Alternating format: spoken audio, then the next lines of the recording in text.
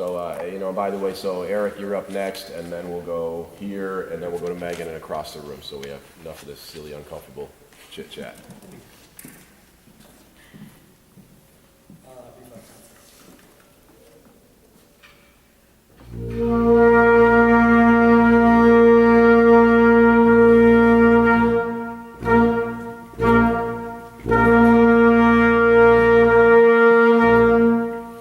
Well, you can't tell me without spoiling the whole thing, but think about your last bar and the assignment for today as Bobby described. So, from the beginning again?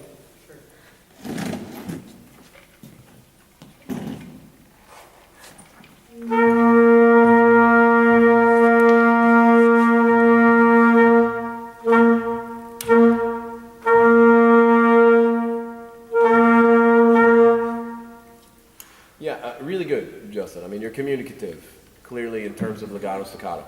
Do you notice how when you get up, when you rebound, you've lost all control? And not just you, I mean any conductor.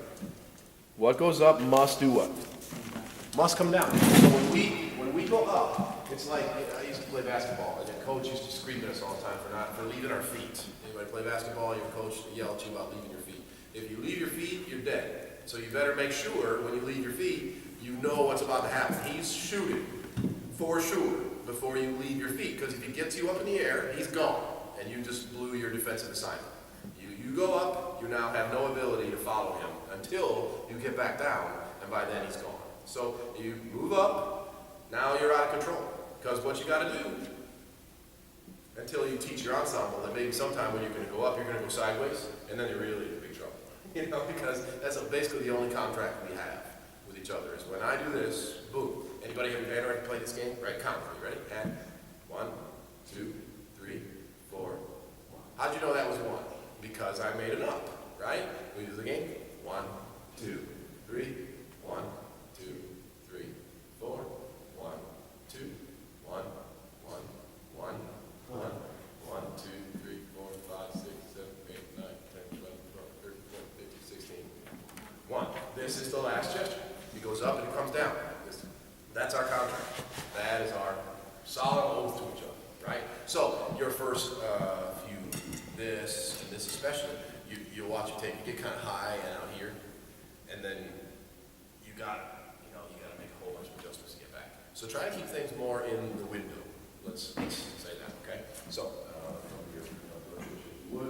so your window is now, and this is everybody. This is why conducting is different for different people, right? We'll play a fun thing. Here's a great thing in your video, right? My window and Justin's video, right? Do not put that anywhere except our video. Anywhere except our little channel on YouTube, please. Right? So you use this giant baton, but that's a whole other story sometime. I mean, you don't need this giant baton.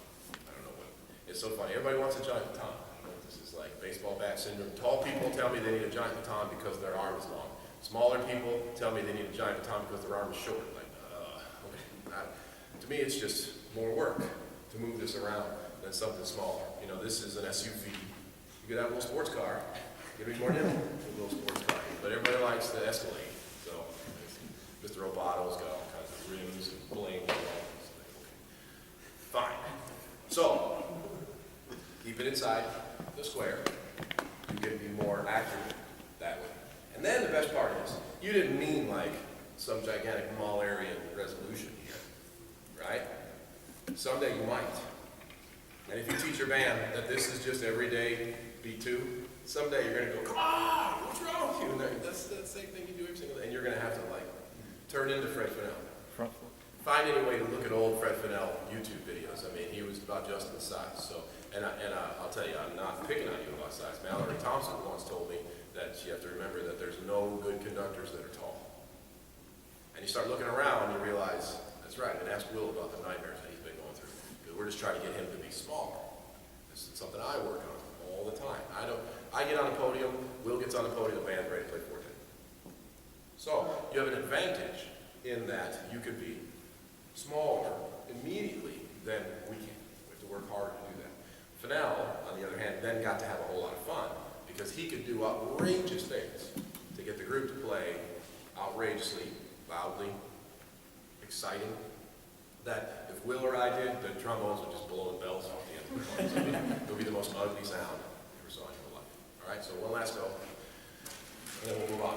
So, can you do what you did, because you got what you were asking for there, so it was successful.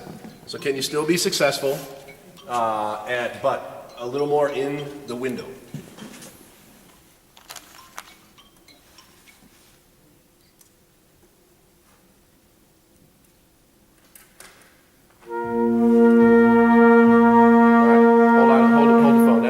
Uncomfortable, right? Let's try that again. What was uncomfortable about that? They didn't know what we were doing? They didn't know what notes or...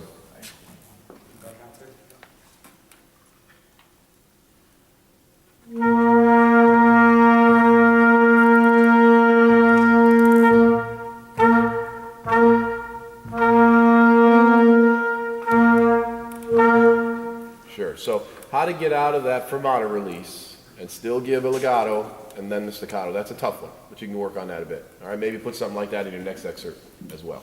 Okay, thank you, Mr. Ferguson.